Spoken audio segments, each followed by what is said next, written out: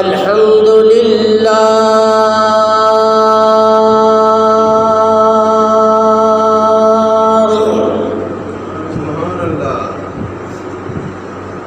الحمد لله نحمده ونستعينه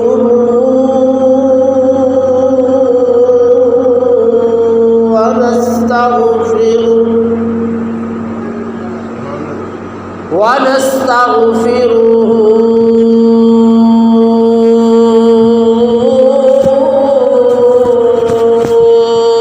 ونؤمن به ونتوكل عليه ونعوذ بالله من شرور أنفسنا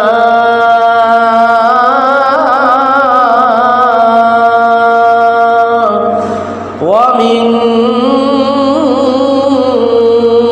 سيئات أعمالنا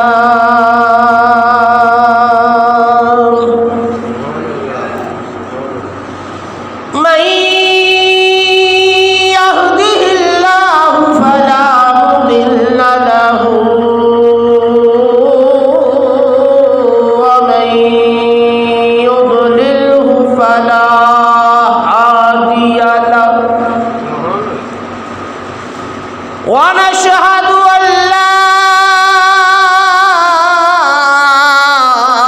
إله إلا الله وحده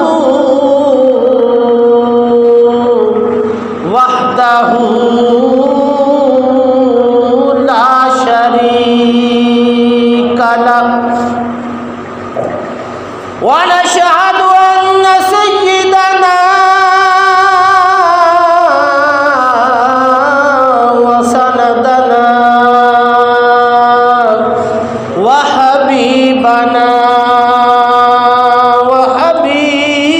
وحبيب ربنا ومحبوبنا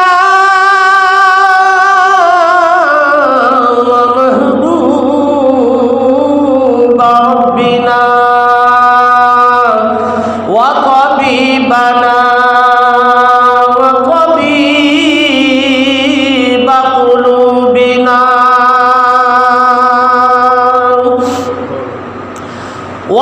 وطبيب أقوالنا وطبيب أجسامنا وطبيب عيوننا وطبيب إيماننا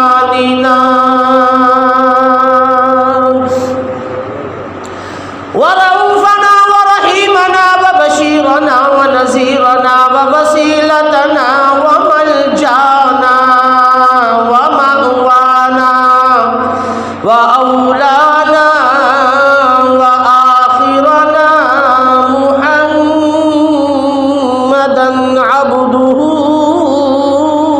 ورسوله صلى الله عليه وعلى آله وصحبه وأهل بيته وأحبائه وأولياء أمته وعلماء أهل سنته أجمعين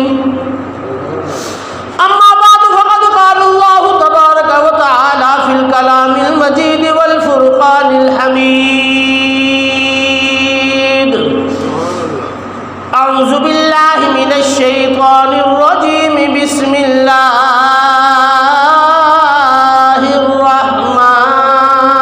الرحمن الرحيم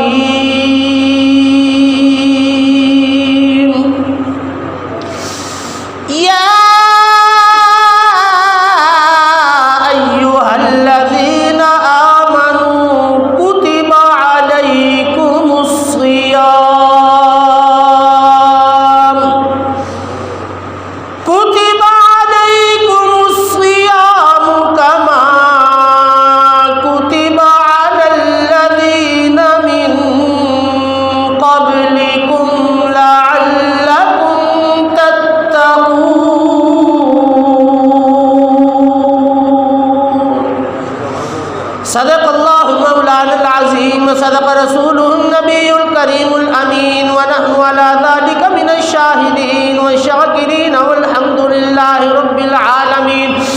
ان اللہ وملائکتہ یصلون علی النبی یا ایہا الذین آمنوا صلوا علیہ وسلموا تسلیما۔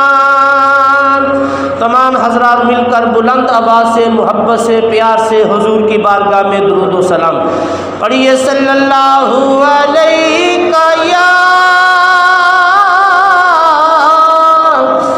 یا رسول اللہ، وسلم علیہ یا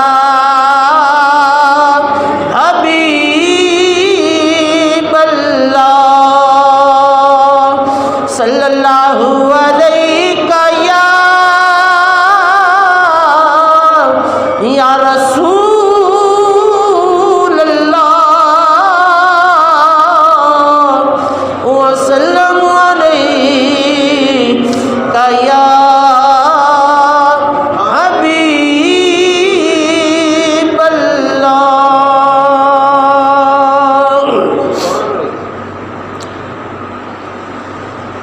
مکان تو لا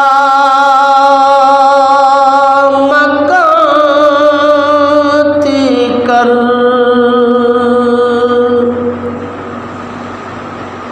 مکان تو لا مکان تی کر، حکومت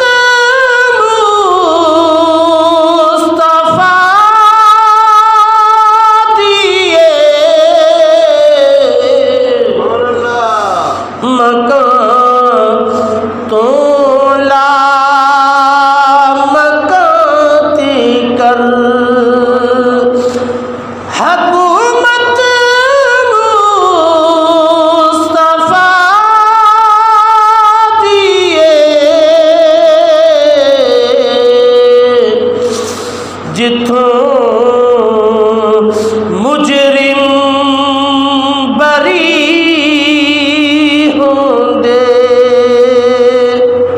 جتوں مجرم بری ہوں دے، او عدالت مصطفیٰ دیے، مکان تو لا مکان کر۔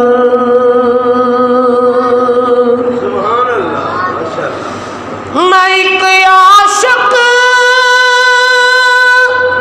مجد پوچھیا، خدا دے تے کی منگ سے،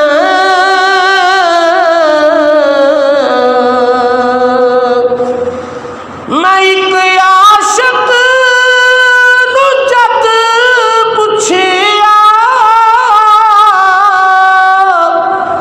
خدا دے تے کی منگ سے، جواب وچ نے فرمایا، جواب وچ نے فرمایا، بس زیارت مصطفیٰ دیے، جواب وچ نے فرمایا، بس زیارت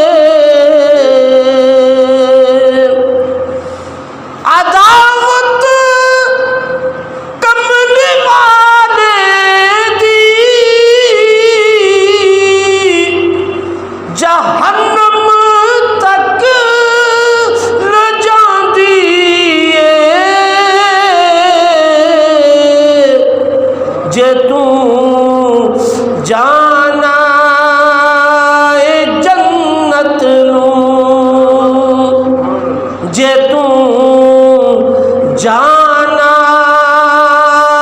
جنت نو تے جنت مصطفیٰ دیے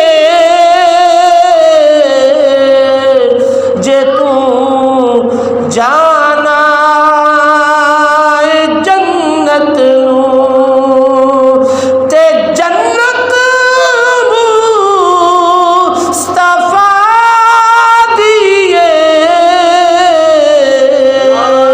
تکبیر اللہ نعرہ رسالت نعرہ تحقیق اب چل نعرہ حیدری نعرہ غوثیہ شان عظمت مصطفیٰ سبحان اللہ مکان تو لا مکان تی کر قابل غور شعر سبحان اللہ علی ہووے غنی ہووے عمر ہووے بکر ہووے خدا تو بعد ہر ایک نو خدا تو بعد ہر ایک نو بس ضرورت مصطفیٰ دیے خدا تو بعد ہر ایک نو ضرورت مصطفیٰ دیے مکان تو لا مکان تی کر نہایت ہی واجب الاحترام بزرگوں اور دوستوں،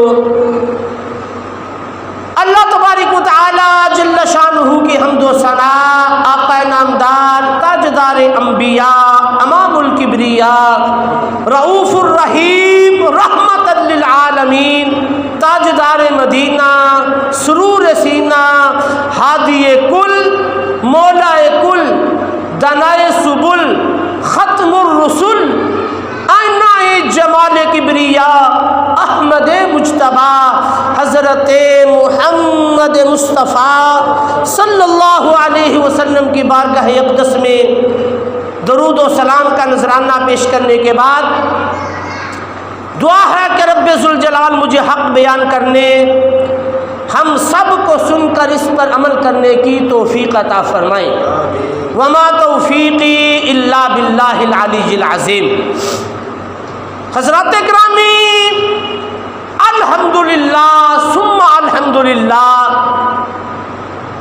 ماہ رمضان المبارک کی آمد ہے۔ ہر مسلمان کے دل میں جوش اور خروش ہے کہ الحمدللہ ثم الحمدللہ، ایک دو دن کے بعد ماہ رمضان کی آمد ہو جائے گی۔ اور یاد رکھو، اللہ کا اس اپنے بندے پر خاص فضل و کرم ہوتا ہے جس کو اللہ جل شانہ اس کی زندگی میں ماہ رمضان جیسا مقدس مہینہ عطا فرماتا ہے۔ اور حضور کے غلاموں کو، مومنوں کو، ایمان والوں کو اللہ کا کروڑہا مرتبہ شکر ادا کرنا چاہیے کہ جس کو اللہ جل شانہ اس کی زندگی میں پھر ماہ رمضان کا مہینہ عطا فرما دے۔ حضرات گرامی، ماہ رمضان کا رحمتوں برکتوں والا وہ مہینہ ہے فرمایا جس میں اللہ جل شانہ آسمانوں کے دروازے کھول دیتا ہے، سبحان اللہ، اور ایک روایت ہے کہ اللہ جنت کے دروازوں کو کھول دیتا ہے اور جہنم کے دروازوں کو بند فرما دیتا ہے، اور اللہ شیاطین کو زنجیروں میں جکڑ دیتا ہے۔ اسی لیے غنیت الطالبین میں حضرت شیخ عبد القادر جیلانی رضی اللہ تعالی عنہ فرماتے ہیں رمضان کے معنی ہے گرمی کی شدت برداشت کرنا، رمضان کے معنی ہی گرمی کے ہیں۔ تو یاد رکھو شیخ عبد القادر جیلانی رضی اللہ تعالی عنہ فرماتے ہیں جو اس مہینہ میں روزے رکھے گا، رمضان کا ادب و احترام کرے گا، عبادت و ریاضت کرے گا، اللہ جل شانہ اس کے گناہوں کو ایسے مٹا دے گا جس طرح آگ لکڑی کو مٹا دیتی ہے، وہ گناہوں سے بالکل پاک اور صاف ہو جائے گا۔ بلکہ ایک مقام پر فرماتے ہیں رمضان کے 5 حروف ہیں، رے سے مراد رضائے الہی، میم سے مراد محبت خداوندی، اور ضاد سے مراد ضمانت خداوندی، الف سے مراد الفت خداوندی، اور نون سے مراد نور الہی۔ سبحان اللہ، فرمایا جو کوئی بھی رمضان کا ادب و احترام کرے گا، اس کے روزے رکھے گا، عبادت و ریاضت کرے گا، فرمایا اللہ جل شانہ اپنے کرم سے فرمایا اس سے راضی بھی ہو جائیں گے، اللہ جل شانہ اس سے محبت بھی فرمائیں گے، اور اللہ جل شانہ اس کو اپنی زمان میں بھی لے لیں گے، اور اللہ جل شانہ اس سے الفت و مہربانی بھی فرمائیں گے، اور اللہ جل شانہ اس کو اپنے نور سے منور بھی فرما دیں گے۔ یہ رمضان کے معنی کے حروف کی مثال ہے کہ اللہ جل شانہ ہر لحاظ سے ماہ رمضان میں اپنے بندے سے محبت فرماتا ہے اور اس کو اپنے نور سے منور فرما دیتا ہے۔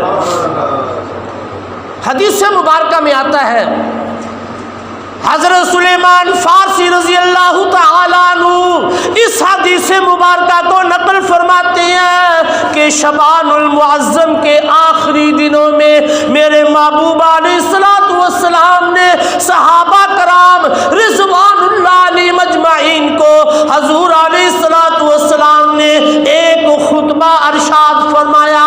میرے محبوب علیہ السلام نے اپنے خطبے میں ارشاد فرمایا اے میرے صحابہ تم پر ایک ایسا مہینہ آنے والا ہے، فرمایا جس میں ایک رات ایسی ہے جو 1000 مہینوں کی عبادت سے بہتر ہے۔ میرے محبوب علیہ السلام اسی مہینہ میں شعبان المعظم کے آخری دنوں میں حضور علیہ السلام اپنے صحابہ کو ارشاد فرما رہے ہیں، صحابہ کو ماہ رمضان کے لیے تیار فرما رہے ہیں، ماہ رمضان کی عظمت و شان کو بیان فرما رہے ہیں۔ اے میرے صحابہ ایسا رحمت و برکت و بخشش والا مہینہ آنے والا ہے، فرمایا جس میں اگر تم نفل ادا کرو گے تو اللہ جل شانہ فرضوں کے برابر ثواب عطا فرمائیں گے۔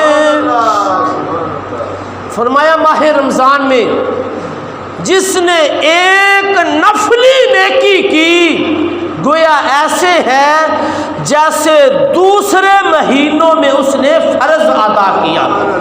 اور میرے محبوب علیہ السلام نے ارشاد فرمایا جو ماہ رمضان میں ایک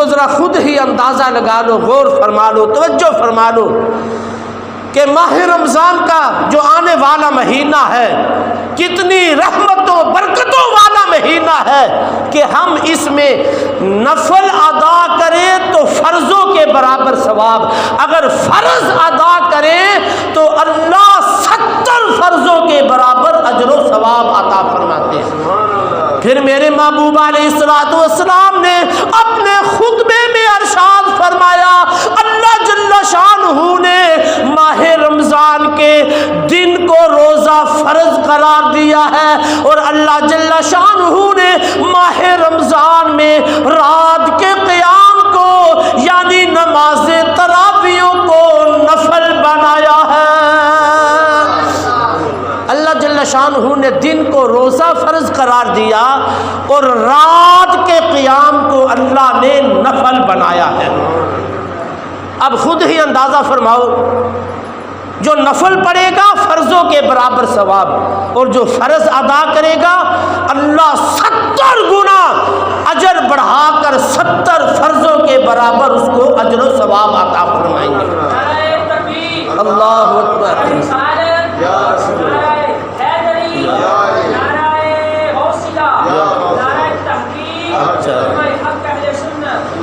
پھر میرے محبوب علیہ الصلوۃ والسلام نے اپنے خطبے میں ارشاد فرمایا، وَهُوَ شَهْرُ الصَّبْرِ، حضور نے فرمایا ماہ رمضان کا مہینہ صبر کا مہینہ ہے۔ فرمایا وَهُوَ شَهْرُ الصَّبْرِ، حضور نے 3 ارشاد فرمائے اپنے خطبے میں۔ فرمایا وَهُوَ شَهْرُ الصَّبْرِ، فرمایا یہ صبر کا مہینہ ہے۔ وَشَهْرُ الْمَوَاسَاتِ، فرمایا یہ ہمدردی ایثار کا مہینہ ہے۔ تیسرے مقام پر فرمایا وَشَهْرُ يُزَادُ فِيهِ رِزْقُ الْمُؤْمِنِ، اللہ کے محبوب نے فرمایا اس مہینہ میں اللہ مومن کے رزق کو بڑھا دیتا ہے۔ میرے دوستوں بزرگوں ذرا غور فرمانا، ذرا توجہ فرمانا، فرمان مصطفیٰ صلی اللہ علیہ وسلم نے کیا ارشاد فرمایا؟ حضور نے 3 باتیں ارشاد فرمائی، 3 حکم ارشاد فرمائے۔ سب سے پہلے فرمایا وَهُوَ شَهْرُ الصَّبْرِ، فرمایا رمضان کا مہینہ صبر کا مہینہ ہے۔ اور یاد رکھو اللہ قرآن میں فرماتا ہے واللہ یحب الصابرین، فرمایا اللہ صبر کرنے والوں سے محبت فرماتا ہے۔ کہیں میرے محبوب علیہ الصلوۃ والسلام کے اس فرمان کے مطابق رب قرآن میں فرماتا ہے ان اللہ مع الصابرین، بے شک اللہ صبر کرنے والوں کے ساتھ ہے۔ کہیں رب قرآن میں فرماتا ہے انما یوفی الصابرون اجرہم بغیر حساب، فرمایا اللہ صبر کرنے والوں کو بے حساب اجر و ثواب عطا فرماتے ہیں۔ مولانا روم رحمۃ اللہ علیہ اسی لیے فرماتے ہیں کہ کسی تسبیح کو وہ درجہ حاصل نہیں ہے فرمایا جو صبر کو حاصل ہے۔ فرمایا صبر ہر مشکل کی کنجی ہے، فرمایا صبر کرنے والوں سے رب بھی محبت فرماتا ہے۔ تو میرے دوستوں بزرگوں، میرے محبوب علیہ الصلوۃ والسلام نے ارشاد فرمایا وَهُوَ شَهْرُ الصَّبْرِ، فرمایا یہ صبر کا مہینہ ہے۔ میرے دوستوں صبر کیا ہے؟ صبح سے لے کر شام تک اپنے آپ پر سب کچھ ہونے کے باوجود اپنے آپ پر پابندی لگانا، صبح سے لے کر شام تک کچھ نہ کھانا، روزہ رکھنا، اپنے آپ پر ہر قسم کی پابندی لگانا، فرمایا اسی کا نام صبر ہے۔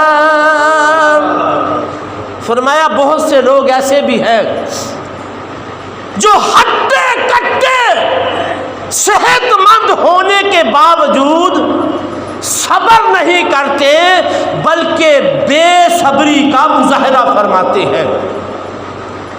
روزے رکھنے تو درکنار، ماہ رمضان کا ادب و احترام بھی نہیں کرتے، سرے عام کھلے بازاروں میں کھانے پینے سے بھی باز نہیں آتے۔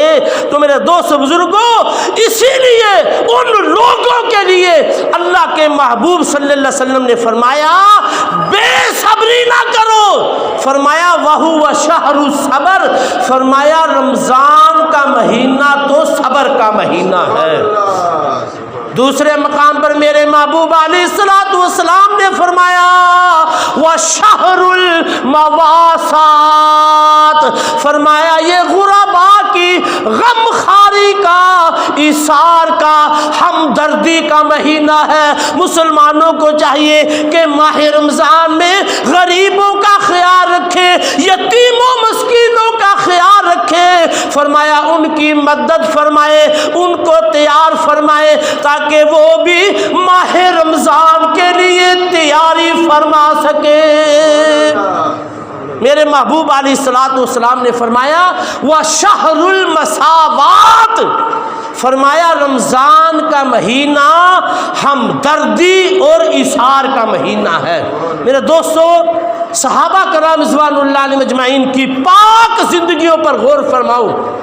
صحابہ کرام رضوان اللہ علیہم اجمعین آپس میں اپنے بھائیوں کا خیال رکھتے تھے، غریبوں یتیموں مسکینوں کا خیال رکھتے تھے، ان کی مدد فرماتے تھے۔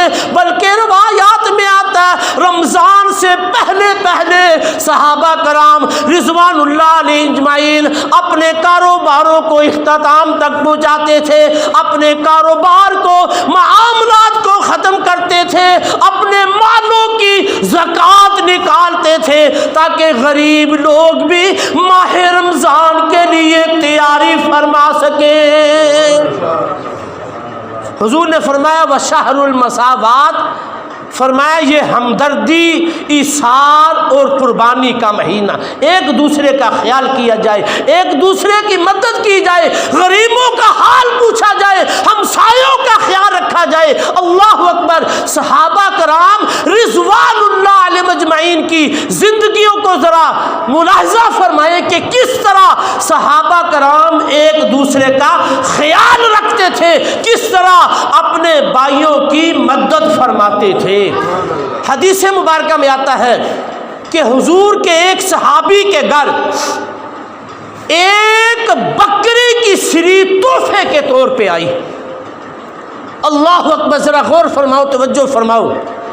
میرے محبوب علیہ الصلوۃ والسلام کے غلام صحابی کے گھر کسی نے بکری کی سری تحفے کے طور پہ بھیجی۔ اس صحابی نے دل میں یہ خیال کیا کہ میرا فلاں بھائی مجھ سے زیادہ ضرورت مند ہے، زیادہ حاجت مند ہے، اس کے بچے بھوکے پیاسے ہیں۔ فرمایا اس صحابی نے اپنے بچوں کو ترجیح نہیں دی، اپنے گھر کو ترجیح نہیں دی، بلکہ یہ خیال کرتے ہوئے اس نے وہ سری اپنے دوسرے بھائی کے گھر میں بھیج دی۔ اللہ اکبر۔ حدیث مبارکہ سنو، ایمان کو تازہ فرماؤ۔ جب اس صحابی نے دوسرے کے گھر میں بھیجی، دوسرے صحابی نے یہی خیال کرتے ہوئے کہ فلاں مجھ سے زیادہ ضرورت مند ہے، اس نے تیسرے کے گھر میں بھیج دی، تیسرے نے چوتھے کے گھر میں بھیج دی، چوتھے نے پانچویں کے گھر میں بھیج دی، اور پانچویں نے چھٹے کے گھر میں بھیج دی، چھٹے نے ساتویں کے گھر میں بھیج دی، اس ساتویں نے حدیث مبارکہ ثم عادت الی، فرمایا پھر اسی پہلے گھر میں اس سری کو بھیج دیا جہاں سے وہ سری چل کر گئی تھی۔ اللہ اکبر۔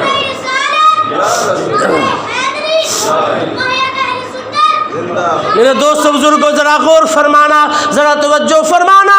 میرے محبوب علیہ الصلوۃ والسلام نے فرمایا رمضان کا مہینہ غم خواری کا مہینہ ہے، ہمدردی کا مہینہ ہے، اثار کا مہینہ ہے، ایک دوسرے کا ہمیں خیال رکھنا چاہیے۔ دیکھو صحابہ کرام رضوان اللہ علیہم اجمعین کس طرح ایک دوسرے کا خیال رکھتے تھے، ایک دوسرے کے بچوں کا لحاظ رکھتے تھے، ان کی ہمدردی فرماتے تھے۔ فرمایا ان کے ساتھ مہربانی اظہار کرتے ہوئے اپنے آپ تو فاقہ برداشت کر لیتے، لیکن اپنے بھائی کا خیال فرماتے۔ اور دوسری حدیث مبارکہ سنو، حضرت حذیفہ رضی اللہ تعالیٰ عنہ فرماتے ہیں کہ جنگ یرموک میں حضور علیہ السلام کے غلام بہت ہی شہید ہوئے۔ فرماتے ہیں کہ میں لوگوں کو پانی پلا رہا تھا، میدان جہاد میں میری ڈیوٹی تھی، مجاہدوں کو پانی پلا رہا تھا۔ حضرت سیدنا حذیفہ رضی اللہ تعالیٰ عنہ فرماتے ہیں، فرمایا جنگ یرموک میں ایک میرے چچا زاد بھائی بھی شامل تھے۔ فرمایا دوران جنگ میں ان کو تلاش کر رہا تھا۔ اللہ اکبر۔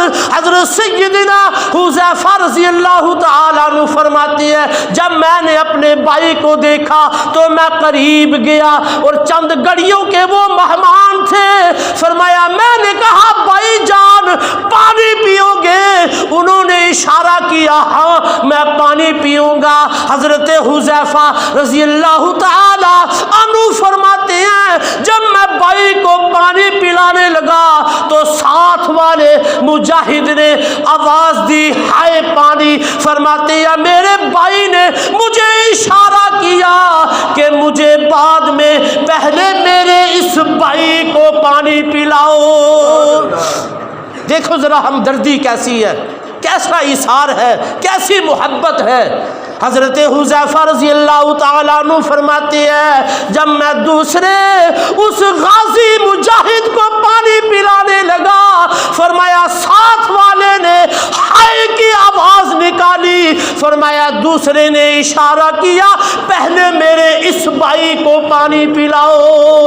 حضرت حذیفہ رضی اللہ تعالیٰ عنہ فرماتے ہیں جب میں تیسرے کے پاس گیا تو کیا دیکھتا ہوں کہ اس کی روح پرواز کر گئی ہے۔ فرمایا پھر میں دوبارہ اس دوسرے کے پاس آیا، دیکھا اس کی روح بھی پرواز کر گئی ہے۔ فرمایا میں جلدی سے بھاگتے ہوئے اپنے بھائی کے پاس آیا تو دیکھا کہ میرے بھائی کی روح بھی پرواز کر گئی ہے۔ میرے دوست بزرگوں ذرا غور فرماؤ، ذرا توجہ فرماؤ، یہ تھی صحابہ کرام رضوان اللہ علیہ اجمعین کی قربانیاں، یہ تھی محبت، یہ تھی پیار۔ اپنی جان کی پرواہ نہیں کی، اپنی جان اللہ کے سپرد فرما دی، لیکن اپنے بھائی کا خیال رکھا۔ میرے دوستو آج ہم بھی مسلمان ہیں، حضور کے غلام ہیں، ہم بھی کلمہ پڑھتے ہیں۔ میرے دوست بزرگوں ذرا غور فرمانا، ذرا توجہ فرمانا، آج ہم ٹرکوں کے ٹرک کھا جاتے ہیں میرے دوستوں، کھا کر ڈکار بھی نہیں مارتے، لیکن ہم اپنے بھائی کا نہیں پوچھتے، ہمسایوں کا نہیں پوچھتے، محلے داروں میں غریب یتیم مسکین ہے جو ان کا خیال نہیں کرتے۔ میرے دوستوں ذرا غور فرماؤ، ذرا توجہ فرماؤ، صحابہ کرام رضوان اللہ علیہم اجمعین کی زندگیوں سے سبق حاصل کرو، درس عبرت حاصل کرو کہ میرے محبوب علیہ السلام کے غلام تو حتیٰ کہ اپنی جان تک بھی اپنے بھائیوں پر قربان فرما دیتے تھے۔ تو میرے محبوب علیہ السلام نے فرمایا وَشَهْرُ الْمَسَاوَاتِ، فرمایا اس مہینہ میں اللہ اکبر اللہ جل شانہ مومنوں کو یہ حکم فرماتا ہے کہ یہ ہمدردی، ایثار، قربانی، غرباء کی دیکھ بھال کا مہینہ ہے۔ اپنے مالوں کی زکوٰۃ نکالو، اگر زکوٰۃ نہیں تو ویسے اگر اللہ نے دیا ہے صدقہ خیرات کرو، تاکہ غریب، یتیم، مسکین لوگ بھی ماہ رمضان کی تیاری فرما سکیں۔ تیسرے مقام پر میرے محبوب علیہ السلام نے ارشاد فرمایا وَالشَّهْرُ يُزَادُ فِيهِ رِزْقُ الْمُؤْمِنِ، فرمایا اس مہینہ میں اللہ مومن کے رزق کو بڑھا دیتا ہے۔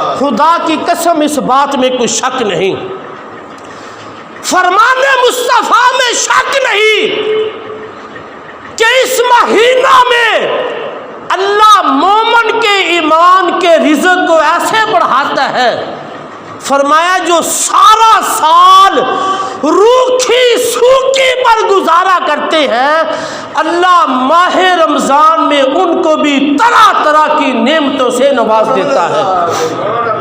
سارا سال جو پیٹ بھر کر کھانا نہیں کھاتے، روکھی سوکھی کھاتے ہیں، کبھی فروٹ نہیں کھایا، خدا کی قسم ماہ رمضان میں ان کو بھی اللہ بہترین غذائیں عطا فرما دیتا ہے۔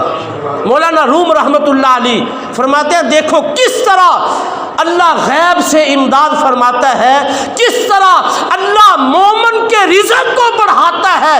ایک حکایت نقل فرماتے ہیں اور ہمیں سمجھاتے ہیں کہ پریشان نہیں ہونا، رب کے محبوب کا یہ اعلان ہے کہ ماہ رمضان میں اللہ مومن کے رزق کو بڑھا دیتا ہے۔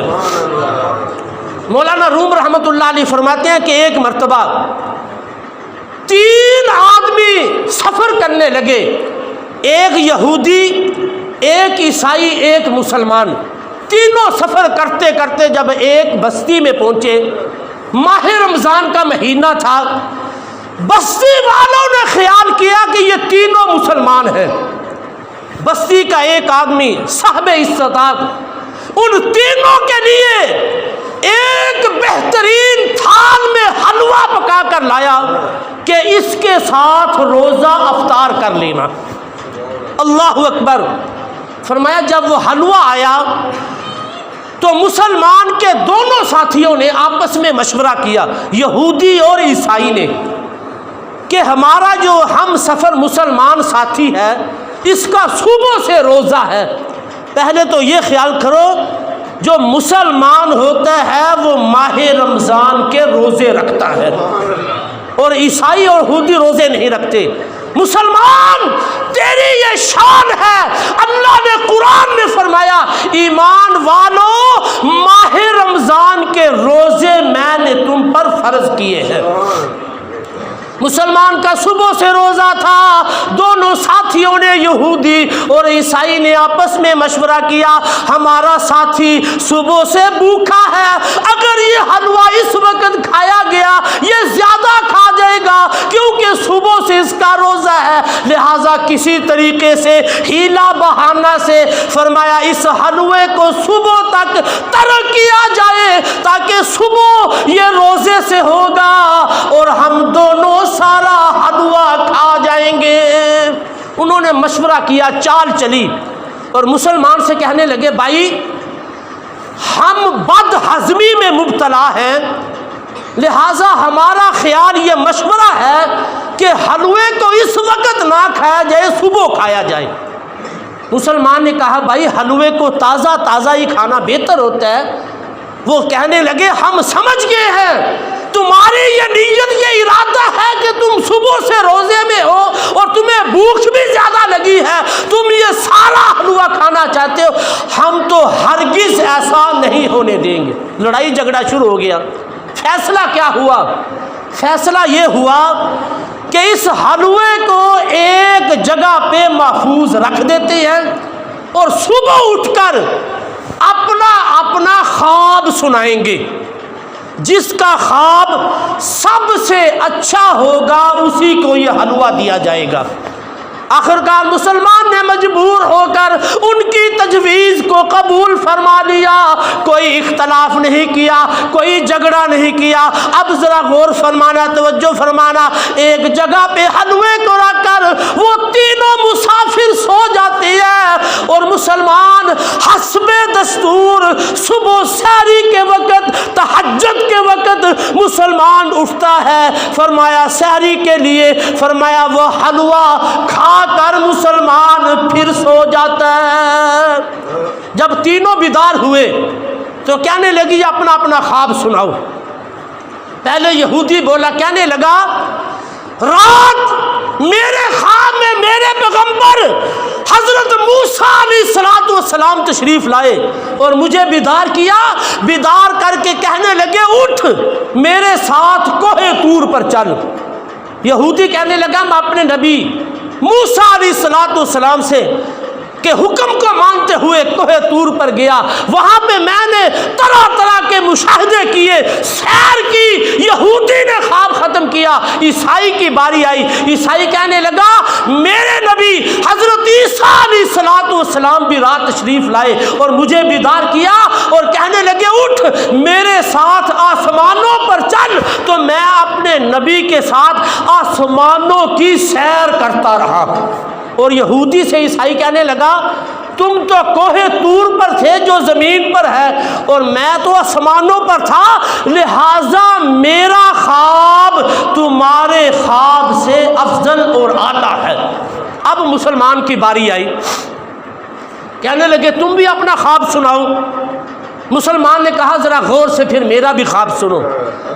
فرمایا میرا خواب سنو کہ رات کو میرے پیغمبر حضرت محمد مصطفیٰ صلی اللہ علیہ وسلم بھی تشریف لائے اور مجھے جگایا اور جگا کر کہنے لگے اٹھ۔ کہا سحری کا وقت ہے، فرمایا تمہارا ایک ساتھی کوہ طور پر گیا ہوا ہے، دوسرا ساتھی آسمانوں پر گیا ہوا ہے، فرمایا تم اکیلے رہ گئے ہو، فرمایا اٹھ اور یہ حلوہ کھا کر روزہ رکھ لو، تم اپنی سحری کا انتظام فرما دو۔ تو مسلمان کہنے لگا میں تو اپنے نبی کا حکم مانتے ہوئے میں سحری کے وقت اٹھا اور اپنے نبی کا حکم مانتے ہوئے میں نے حلوہ کھا لیا اور روزہ رکھ لیا۔ جب یہودی عیسائی نے سنا بڑے پریشان ہوئے، کہنے لگے تو ہمیں بھی بلا لیتا۔ مسلمان نے کہا آوازیں تو میں نے بہت دی تھی، ایک کوہ طور پر گیا ہوا تھا، دوسرا آسمانوں پر گیا ہوا تھا۔ آخرکار کہنے لگے بھائی خواب تو تیرا ہی سچا ہے، اس لیے کہ تو نے حلوے کو کھا لیا ہے۔ تو عرض کر رہا تھا مولانا روم رحمت اللہ علیہ یہ مثال دے کر مسلمانوں کو سمجھاتے ہیں۔ فرمایا حضور نے فرمایا وَالشَّهْرُ يُزَادُ فِيهِ رِزْقُ الْمُؤْمِنِ، فرمایا اس مہینہ میں اللہ جل شانہ مومن کے رزق کو بڑھا دیتا ہے، پتہ نہیں اللہ کہاں کہاں سے اس کو نعمتیں عطا فرماتا ہے۔ جو سارا سال پیٹ بھر کر نہیں کھاتا، سارا سال جس کو وہ نعمت نہیں ملتی، اللہ ماہ رمضان کی برکت سے اس کو بھی طرح طرح کی نعمتیں عطا فرما دیتا ہے۔ تو میرے دوست بزرگوں، یہ ساری باتیں ماہ رمضان کی آمد کے لیے اللہ کے محبوب صلی اللہ علیہ وسلم نے اپنے صحابہ کرام کو خطبے میں ارشاد فرمائی کہ یہ مہینہ صبر کا مہینہ ہے، یہ مہینہ ہمدردی کا مہینہ ہے، اور اس مہینہ میں مومن کے رزق کو بڑھا دیا جاتا ہے۔ دوسری بات جو میں نے کہی کہ اس مہینہ میں جو نفل پڑے گا فرض کے برابر، جو فرض پڑے گا اللہ 70 فرضوں کے برابر اس کو اجر و ثواب عطا فرمائیں گے۔ اور یاد رکھو حضور کے فرمان کے مطابق دن کو اللہ نے روزہ فرض قرار کیا اور رات کے قیام کو اللہ نے نفل بنایا ہے۔ یاد رکھو اس مہینہ کی خاص نفلی عبادت نماز تراویح ہے۔ اس مہینہ کی خاص نفلی عبادت نماز تراویح ہے۔ بہت سے لوگ روزہ رکھتے ہیں لیکن یاد رکھو نماز تراویح کو معمولی سمجھ کر چھوڑ دیتے ہیں، کہتے ہیں نماز تراویح کی کوئی ضرورت نہیں۔ میرے دوستو اس مہینہ کی خاص عبادت جو نفلی عبادت ہے وہ نماز تراویح ہے۔ جس طرح روزے کی بڑی فضیلت ہے، یاد رکھو خدا کی قسم اسی طرح نماز تراویح کی بھی بڑی فضیلت ہے۔ اللہ اکبر یا رسول اللہ۔ سنو ایمان کو تازہ فرماؤ کہ جس طرح روزے کی بڑی فضیلت ہے، اسی طرح نماز تراویوں کی بھی بڑی فضیلت ہے۔ حضرت مولا علی شیر خدا حضرت سیدنا علی المرتضی رضی اللہ تعالی عنہ سے یہ حدیث مروی ہے کہ کسی نے حضور علیہ السلام سے نماز تراویوں کی فضیلت کے بارے میں پوچھا، تو میرے محبوب علیہ السلام نے کیا ارشاد فرمایا؟ سنو، ایمان کو تازہ فرماؤ۔ میرے محبوب علیہ السلام نے اپنے اس غلام سے فرمایا، اے میرے غلام، اے سوال کرنے والے، نماز تراویوں کی کیا فضیلت ہے؟ حضور علیہ السلام نے فرمایا، جو پہلے دن نماز تراویح ادا کرے گا اللہ جل شانہ اس کو گناہوں سے ایسے پاک فرما دیں گے، فرمایا جیسے وہ آج ہی پیدا ہوا ہے۔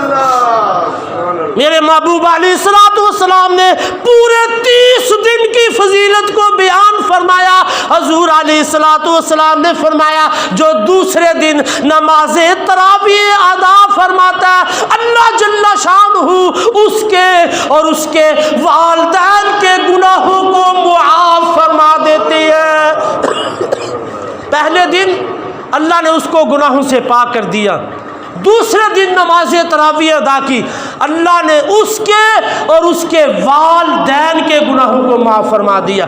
میرے محبوب علیہ السلام نے ارشاد فرمایا، جو تیسرے دن نماز تراویح ادا فرماتا ہے اللہ جل شانہ کے حکم سے عرش معلیٰ سے ایک فرشتہ یہ اعلان کرتا ہے، اے محبوب کے غلام، اے مسلمان، تجھے مبارک ہو، خوشخبری ہو، اللہ نے تمہاری بخشش فرما دی ہے۔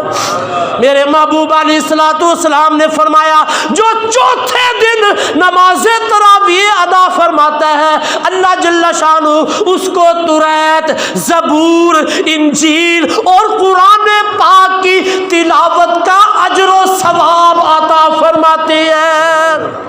میرے دوستو ذرا غور فرمانا، توجہ فرمانا، پہلے دن اللہ نے اس کے گناہوں کو معاف کر دیا، دوسرے دن اس کے والدین کے گناہوں کو معاف فرما دیا، تیسرے دن فرشتہ عرش سے اعلان کرتے اللہ نے تمہاری بخشش فرما دیا، فرمایا چوتھے دن توریت، زبور، انجیل، قرآن پاک کی تلاوت کا اللہ اجر و ثواب عطا فرماتے۔ میرے محبوب علیہ السلام پورے مہینہ کی فضیلت کو بیان کر رہے ہیں۔ حضور علیہ السلام نے فرمایا، جو 5ویں دن نماز تراویح ادا فرماتا ہے اللہ جل شانہ اس کو مکہ میں، حرم میں، مدینہ میں اور مسجد اقصی میں نماز ادا کرنے کے برابر اجر و ثواب عطا فرماتے ہیں۔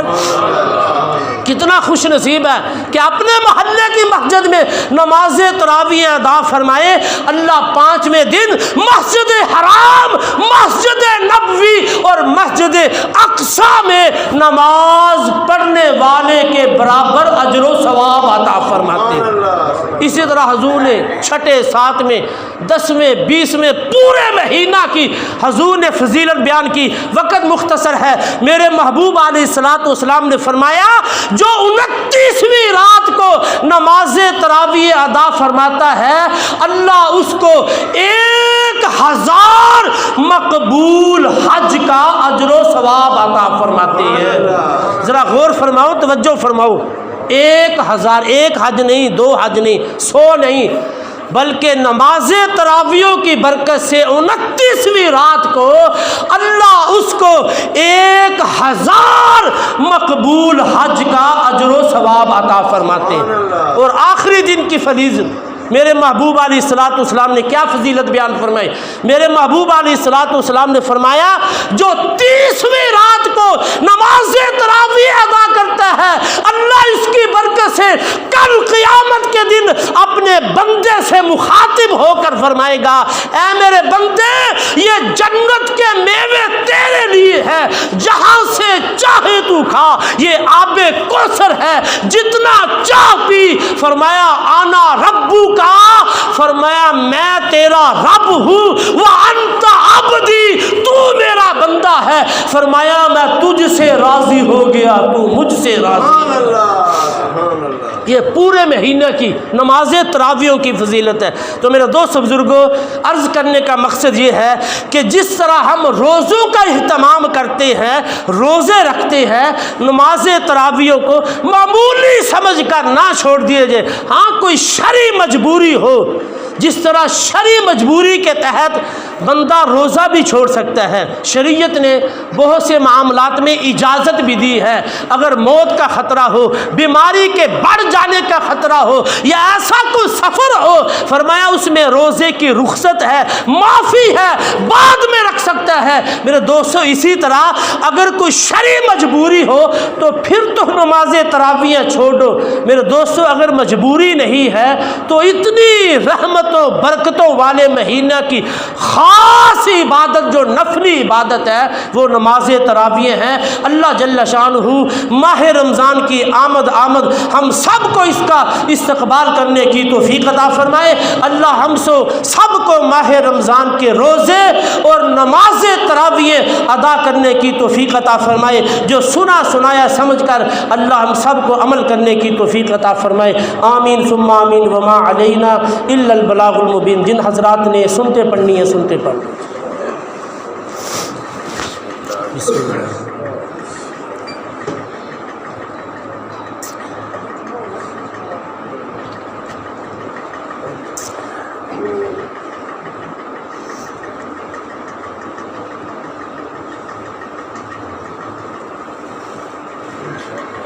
الحمدللہ.